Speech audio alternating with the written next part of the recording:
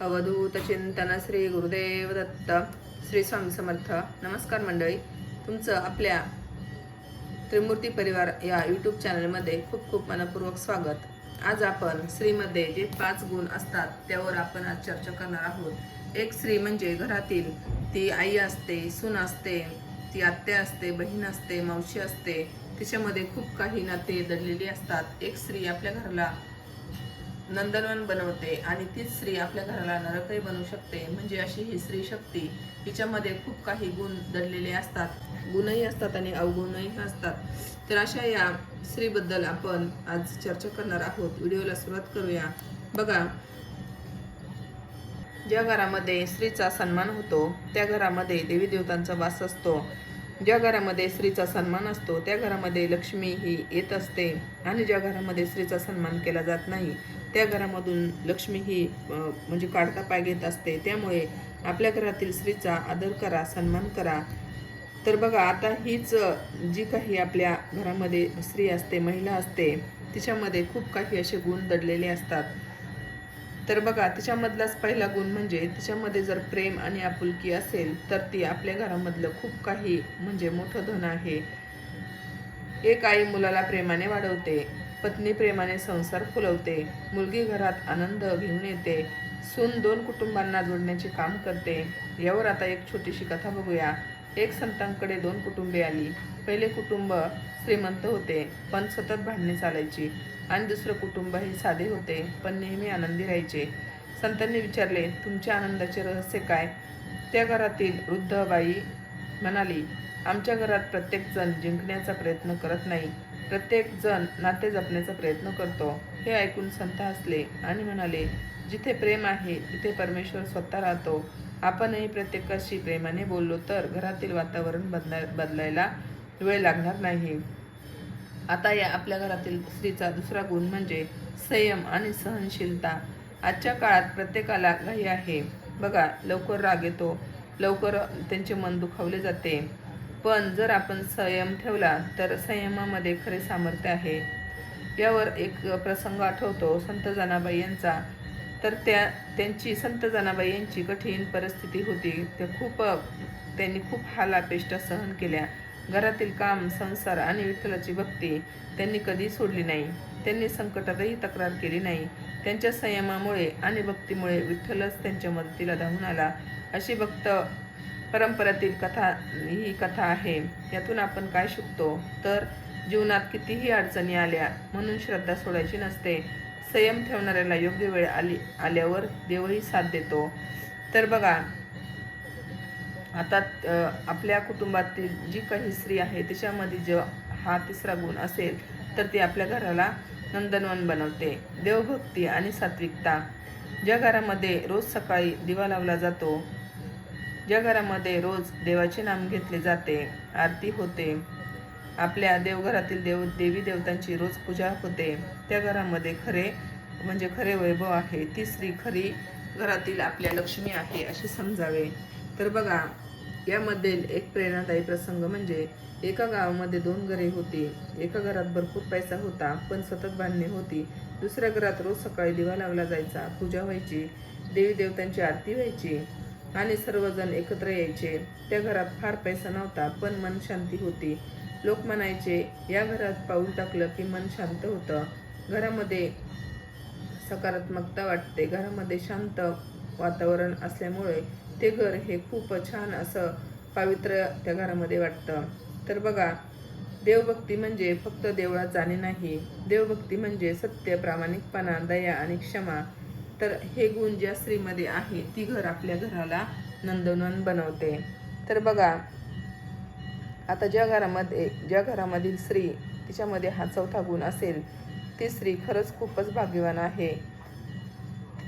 तो चौथा गुण म्हणजे मधुर वाणी आणि नम्रता. बघा, घरातील वातावरण शब्दांनी बदलते. गोड शब्द मन जिंकतात आणि कटू शब्द हे नाती तोडतात. यावर तुकाराम महाराजांचा एक संदेश आठवतो. संत तुकाराम महाराजांनी अभंगातून वारंवार सांगितले आहे की अहंकार सोडा, नम्रता स्वीकारा आणि सर्वांशी प्रेमाने वागा. त्यांच्या जीवनात अनेक संकटे आली, लोकांनी अपमान केला तरी त्यांनी कटुतेला उत्तर कटुतेने दिले नाही. त्यांनी विठ्ठलाचे नाम घेतले आणि लोकांवर प्रेम केले. यातून आपण काय शिकलो तर मोठेपणा आवाजात नसतो, मोठेपणा हा स्वभावात असतो. त्यामुळे जर आपल्या बोलण्यामध्ये जर मधुरता असेल, गोडवा असेल तर आपल्याला संपूर्ण जग जिंकता येते. त्याच्या उलटच जर आपल्या बोलण्यामध्ये कटुता असेल, अहंकार असेल तर आपल्याकडे सर्व असूनही ते नसल्यासारखे आहे. त्यामुळे आपल्या कुटुंबाला जपा, आपली नाती जपा. आपल्या आयुष्यात जे काही नाती आहेत, जी काही वयस्कर मंडळी आहेत त्यांना आदर द्या, त्यांना सन्मान द्या. आपल्या घरातील बघा, आता हे कलियुग आहे आणि या कलियुगामध्ये जो घरातून माणूस बाहेर पडतो तो परत घरात येईलच याची शाश्वती नाही. कारण खूप काही धावपळ असते, खूप काही धकाधकीचं हे जीवन झालेलं आहे आणि खूप काही म्हणजे वाईट काळही चाललेला आहे. आता हे कलियुगामध्ये हा कलियुगाचा प्रथम चरण आहे. त्यामुळे इथे माणसाचं आयुष्य हे 100 वर्षाचं आहे. दुसऱ्या चरणामध्ये ते 75 वर्षाचं, तिसऱ्या चरणामध्ये ते 50 वर्षाचं आणि चौथ्या चरणामध्ये ते 25 वर्षाचं असं माणसाचं आयुष्य असणार आहे. त्यामुळे आता जो काही हा प्रथम चरण चालू आहे तो खूप म्हणजे त्याच्यामध्ये आपला जन्म झाला म्हणजे आपण खूप भाग्यवान आहोत. कारण हे कलियुग असलं तरी इथे अजून भक्ती आहे, नाम आहे आणि आपल्यामधील जे काही नातेसंबंध आहेत ते अजून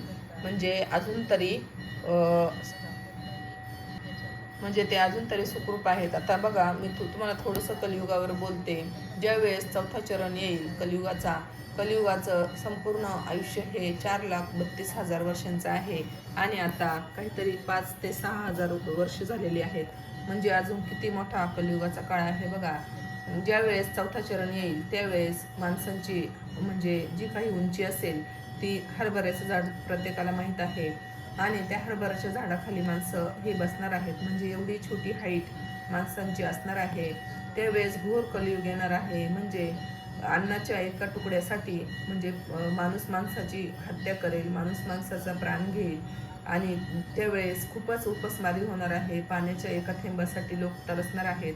असं काही त्यावेळेस कलियुगाचा प्रभाव असणार आहे आणि त्या चण्याच्या झाडाखाली बसून लोक म्हणजे छाया घेतील आणि त्यावेळेस एवढी उपासमारी, एवढी काही म्हणजे एका अन्नाच्या तुकड्यासाठी लोक एकमेकांचा गळा म्हणजे एकमेकांचे प्राण घ्यायला कमी करणार नाहीत. एवढी काही त्यावेळेस कलियुगाची भयंकर अशी अवस्था असणार आहे आणि त्याच वेळेस विष्णू भगवान हे कल्की अवतार घेणार आहेत आणि या कलियुगाचा त्यावेळेस नंतर मग अंत होणार आहे आणि नंतर परत पुढचं युग हे येणार आहे. असं हे कलियुग आहे बघा. त्यामुळे आता जे काही युग म्हणजे चालू आहे प्रथम चरण त्याच्यामध्ये आपण आहोत आणि आपण खूपच भाग्यवान आहोत. कारण आपल्यामध्ये प्रत्येक नाती तरी अजून व्यवस्थित आहेत. त्यामुळे आपण आपल्या नात्यांचा आदर करा आणि आपल्या माणसांसाठी आपण थोडासा वेळ काढा. ज्या घरामध्ये स्त्री ही आता बघा, प्रत्येक जण हा पैशासाठी काम करत असतो, पोटासाठी काम करत असतो आणि त्याची सध्याला गरजही आहे. कारण पैसा असेल तरच सगळं काही उपलब्ध होतं. त्यामुळे जर आपल्या नवऱ्याला समजा, आता एक तुम्हाला उदाहरण सांगते, जी स्त्री आपल्या नवऱ्याच्या पैशामध्ये सुख समाधान मानते ती स्त्री खरंच खूपच भाग्यवान आहे. आणि जी स्त्री दुसऱ्याच्या नवऱ्याचं पगार आहे किंवा त्यांच्याकडे जे काही वस्तू आहेत, गाडी आहे, बंगला आहे ते बघून म्हणजे जळत असते, ती स्त्री कधीच म्हणजे आयुष्यात प्रगती करू शकत नाही आणि त्या बिचाऱ्या नवऱ्यालाही म्हणजे त्याचीही कधी प्रगती होऊ शकत नाही. कारण आपल्याकडे जे काही आहे ते आपण त्यात समाधान मानलं तर आपण नक्कीच पुढे जाऊ शकतो आणि परमेश्वरही आपल्याला खूप काही भरभरून देऊ शकतो. आणि दुसऱ्याकडे जे आहे ते आपल्या काही कामाचं नाही. कारण जे काही त्यांच्याकडे आहे ते त्यांचं नशीब आहे आणि आपल्याकडे आहे ते आपलं नशीब आहे.